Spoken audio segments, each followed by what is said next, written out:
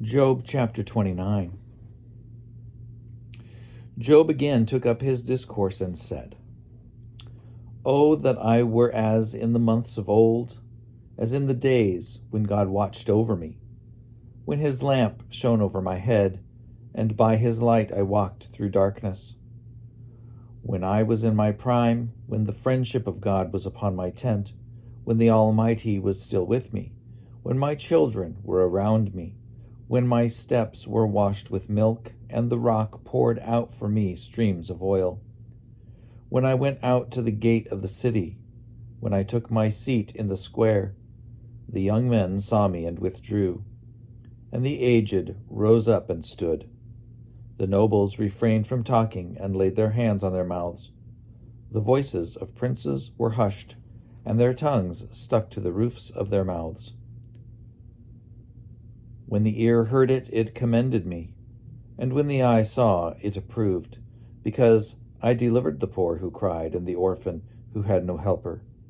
The blessing of the wretched came upon me, and I caused the widow's heart to sing for joy.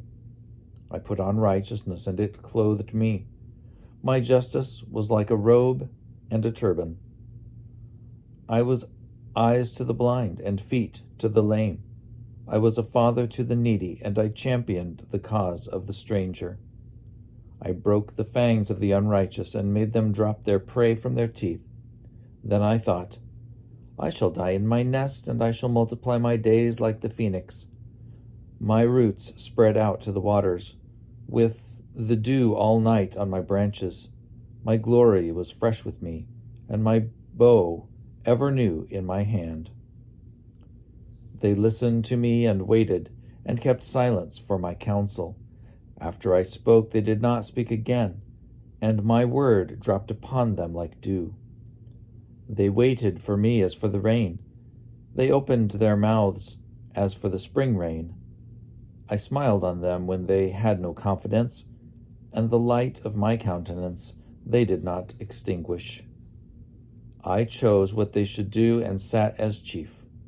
And I lived like a king among his troops, like one who comforts mourners.